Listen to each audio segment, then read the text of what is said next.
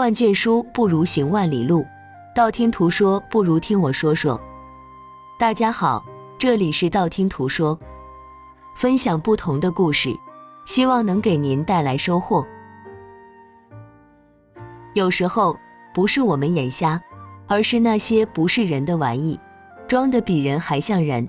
民国初年，未被战事波及的克山县依然太平，县城里的大商人李明远年过50，只有一个独女，名字叫李思思。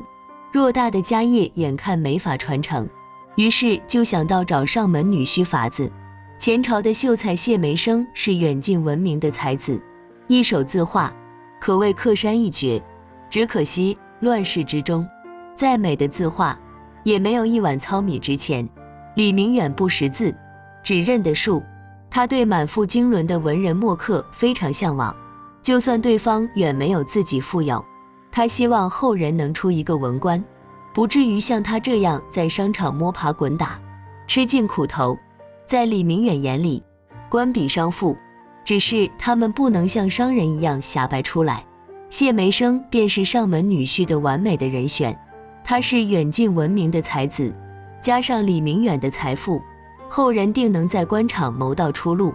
李思思是远近闻名的大美人，美女要远近闻名，生活作风自然不会太好。大家闺秀都是大门不出，二门不迈，久居深闺，理应再美也无人知。既然是远近闻名，必然是个玩家子，打小就跟父亲出现在生意场中。李思思的性格十分洒脱，少年的李思思便与多位富家少爷走得很近，整天借口到闺蜜家过夜，实则幽会男人。待到成年，年方21岁的李思思已是无性不欢，明明是个待嫁少女，行径却宛若人妇。李思思成亲后，李明远叮嘱女儿一定要恪守妇道，待生下李氏商行的接班人，往后的日子怎么过都随他。李思思很爽快便答应下来。谢梅生对于男女交合之事是个生瓜蛋子，夫妻俩在这方面的经验差了10万8千里，他自然满足不了李思思。打小娇生惯养的千金小姐踏下知识失意，便将父亲的话当耳旁风。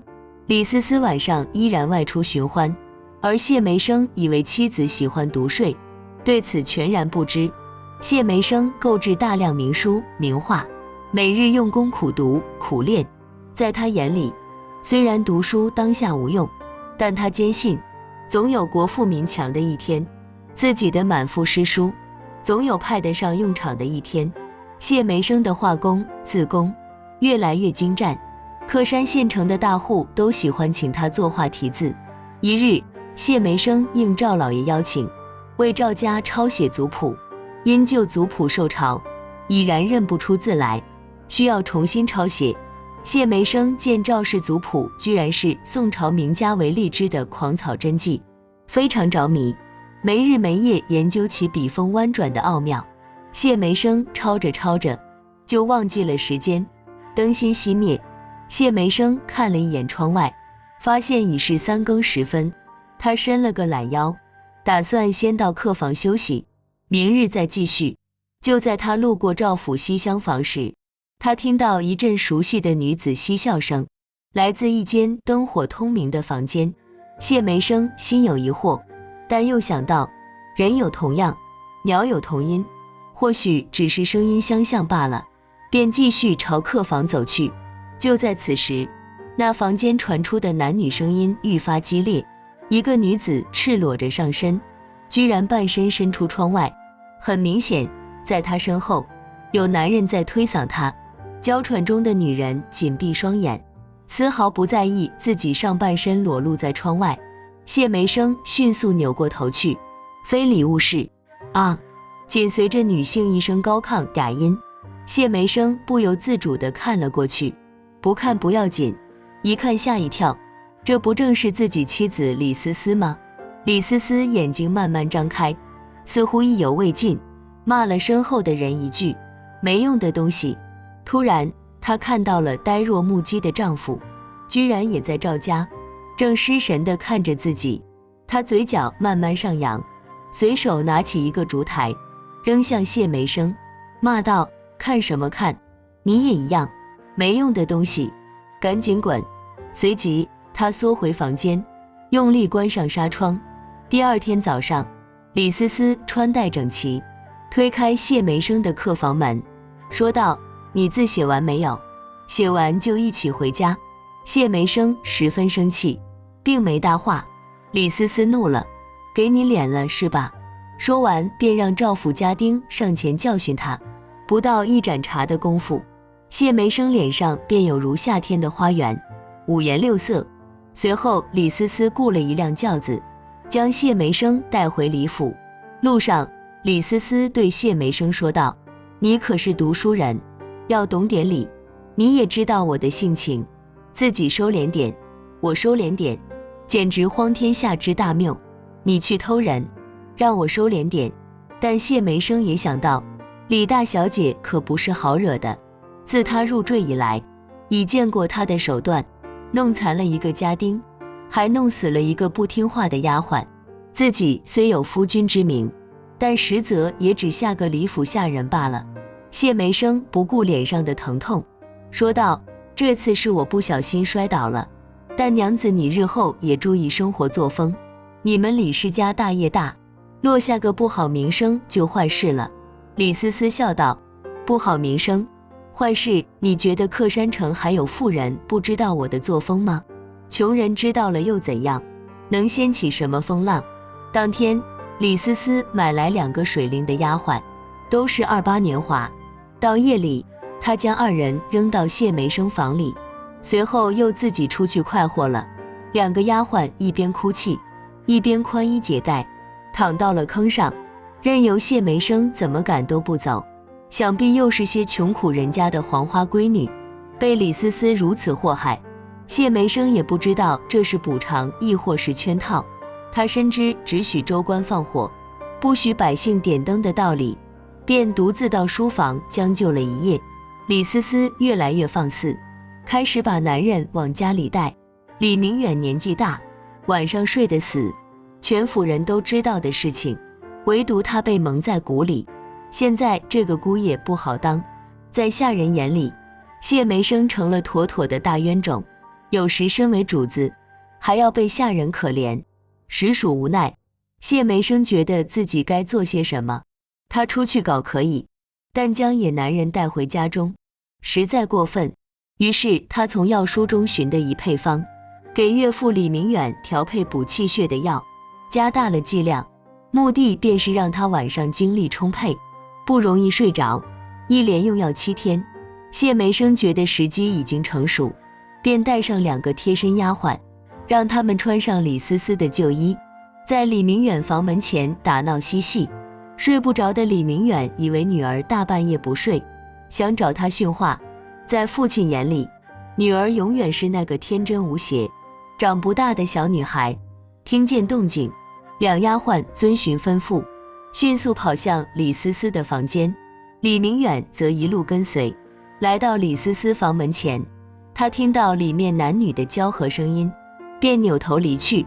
此时谢梅生摇着扇子假装路过，李明远一下子懵了，女婿在眼前，那房间里面的男人是谁？李明远怒斥谢梅生：你小子大半夜不睡觉，在这晃悠什么？赶紧去账房帮我对一下账。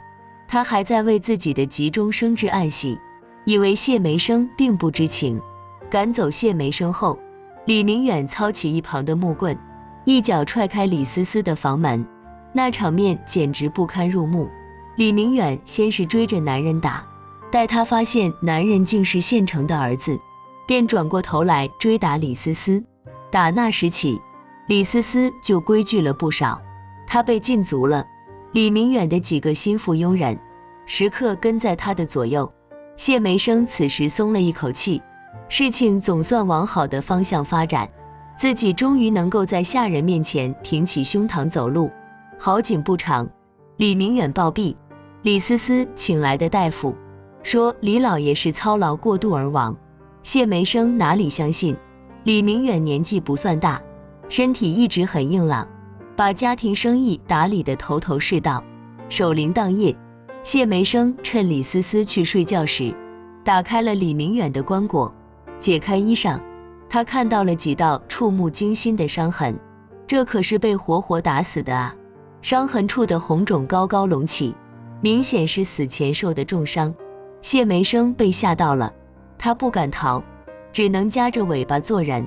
旧时候逃跑是相当困难的，路少，很容易被人追踪到，不论走到哪里都陌生人，本地人对陌生人很有敌意，一旦传出去很容易被抓到。况且每个地方都有恶人，他们坏事做尽，而在本地无亲无故的外乡人就是他们下手绝佳目标，官府想查都无从查起，逃跑的风险极大。谢梅生心想，李家的生意李思思肯定把控不住，到时李家没落时，他也就没能力再管控自己，那时再逃跑不迟。可没想到，自从李思思掌权后，李家的生意却越来越红火。李思思和大多的富二代都是深交，生意路走得越来越宽广，而且他胆大包天，连亲爹都敢杀。这种胆子大又结识广的人，做起生意来简直是如鱼得水，饿死胆小的，撑死胆大的。他跟李明远一样，虽然字不识多少个，但算术却十分出色。随着他的男友们陆续娶妻生子，无暇顾及他，李思思的生活作风慢慢收敛。她在家养了几个小白脸，不外扬的家丑，那就是没有家丑。不出3年时间，李思思成了克山城首富，不论募捐还是修路筑桥，她都是带头出钱，还得了个李大善人的名号。她做事杀伐果断，心狠手辣，把同行打压到破产，造成李氏一家独大的局面。商场就是战场，不知道多少人被他整得家破人亡，而未受其苦的人却一直尊他为李大善人。谢梅生对此也只能睁一只眼闭一只眼，可他却留了个心眼。李思思在商场上得罪的人，他都默默记下。李思思一直没有孩子，大概是年轻时玩得太厉害，失去了怀孕的功能。最近他包养了一个洋人小白脸，洋人整天忽悠他到外面的世界看看，外面的楼建到高耸入云，工业发达。李思思看着心爱的洋人小男友如此说道，便放下手头的生意，跟谢梅生说，夫君，你读了一辈子的书，想必也能处理好李氏的生意吧。我坐火轮船去一趟美利坚，路途遥远，光坐船就要半年，你好好看着李氏商行，别给我败光就行。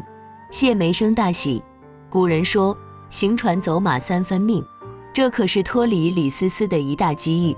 就算他大难不死，到他回来之前，说不定已经过了2-3年，到时自己大权在握，也就不怕他了。李思思走后，谢梅生放开手脚，对李氏商行实行了大改革，准备大干一番。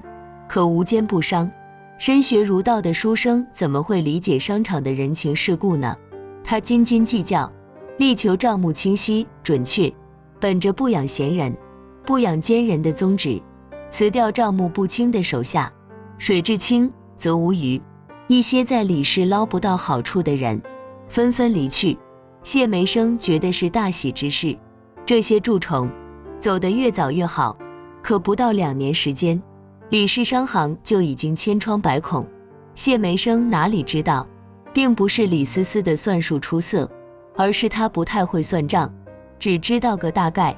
手下那些蛀虫其实是各地过来捞油水的能人异士，他们会为了捞的油水，把事业干得非常出色，胆子又大，敢于挑战权威。可谢梅生任命的都是些老实巴交、准确教术的人，这些人前怕虎，后怕狼，每月只领些死工资，且不说有没能耐，光干活的动力就比那些捞油水的差了很多。事与愿违，李思思并没有出意外，他还带回好几个奇怪的人，有黑色的，有棕色，还多了2个陌生的白人，都是男性。李思思得知李氏商行的境况，她非但没有生气，反而嘲弄谢梅生，不是说你才高8斗吗？2年就把家败光了，难道你读一辈子的书，只学会了败家？谢梅生从来没有如此失落过，妻子偷人，在家养小白脸，都没有如此挫败过。人最难接受的，就是自己的平庸。天湖的一手牌被他打得稀烂，李思思重新接手李氏商行，居然很轻松地逆转过来。他的2面3刀，欺善尽恶，在生意场上真的好用。他买通官府，打压那些不主动讨好送礼的商家，然后取而代之，加上他之前认识的富二代开路，很快李氏商行又是一片繁荣。谢梅生冥思苦想2个月，他终于顿悟了，不是自己的道理不对，而是像李思思这样的人太多了，搞乱了世道。如果世间都是像自己一样正直的人，那自己毕生所学将会有无穷的力量。谢梅生想起那些在生意场上被李思思赶尽杀绝的人家，心生一计，他开始主管内，让李思思全心对外，家中佣人家丁全换成了那些仇家的后人，并不断地跟佣人家丁说着李思思是如何在生意场上一步一个脚印打败竞争对手，走到现在，其中不乏添油加醋的陈词。佣人家丁本来都是些有学识的人，只是父辈在生意场上折戟，他们同仇敌忾，组织起了复仇的圈子。谢梅生发现了端倪，暗自生喜，觉得自己这一手定能置李思思于死地。可他没想到的是，佣人们趁夜将他杀死了。原来佣人们见谢梅生在说李思思的往事时，眉飞色舞，误以为他是李思思忠实的拥趸。李思思的男友听闻动静，死命护着她逃离李府。佣人们将李府一抢而空，各自散去。李思思到外地躲了1个多月，打点好黑白2道后，悄然回到李府。此时的李府已经残破不堪，只剩个空壳子，里面家具一样不剩，反而多了许多乞丐的物品。看来乞丐把李府当成了庇护所。李思思想走，可那些身材高大的外籍男友看着瘦骨嶙峋的乞丐，便上前强行驱赶，一连打伤好几人，连踢带踹，把乞丐都赶出了李府。不到1盏茶的功夫，李府门前围满了人，连巡捕房的捕快都进不去。乞丐是打不得的，特别是在乱世，他们的人数众多。李府内，李思思苦苦哀求，承诺送出巨额赔款，表示自己十分富有。而乞丐里面大多都仇富，他越说自己有钱，就越是招人恨。这是他没想到的，其中有一些是被他害得家破人亡的商家后人。在众人煽风点火下，李思思与一众男友皆死于乱棍之下。就这样，一代经商奇女子陨落，没想到竟死在默默无闻的乞丐手中。而这一切的起因，都归咎于她那个没本事的才子丈夫。好了，今天的故事就到这里了。看完这个故事后，不知道您有什么感想？欢迎在下方留言，不要忘了点赞和订阅，希望能给您带来收获。感谢您的观看，我们下期节目再见。